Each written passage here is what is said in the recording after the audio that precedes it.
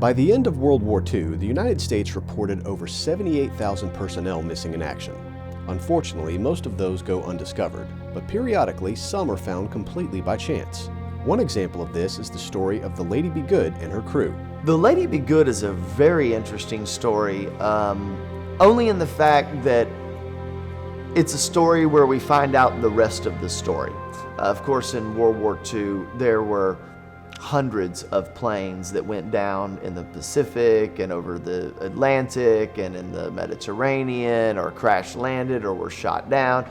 And remnants or crew members go missing, and it's hard to determine exactly what happened, and they are just MIAs.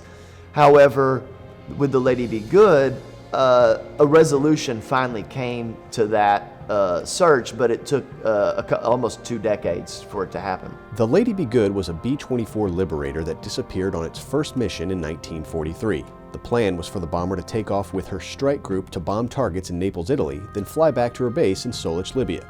On her way back to base, however, a sandstorm hit and completely disoriented the aircraft. So they radioed to the base asking for help, but they never got any responses. As night drew on and day went from night and they couldn't see anything, by the time nighttime came, they thought they were over the Mediterranean still and out of course, and they didn't realize they'd already overflown their base and were just out over wide open desert. Overshooting their base by 400 miles and running low on fuel, the crew was forced to abandon their aircraft. All 9 crew members bailed out, landed in the desert and not in the water.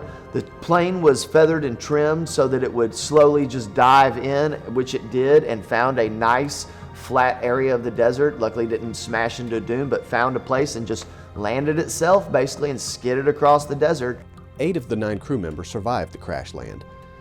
One of those men, co-pilot Robert Toner, kept a diary and recorded the events that followed.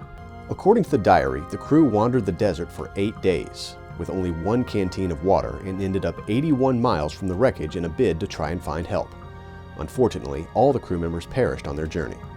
Because it was believed that the aircraft had probably crashed in the Mediterranean Sea, the United States was unable to find the wreckage of the Lady Be Good, and the tragedy became a mystery. It wasn't until 1958 that the crash site was discovered purely by accident by a British oil exploration team. 2 years later, in 1960, the United States Army conducted a formal search of the area for the remains of the crew, and eventually, 7 of the men's bodies were recovered.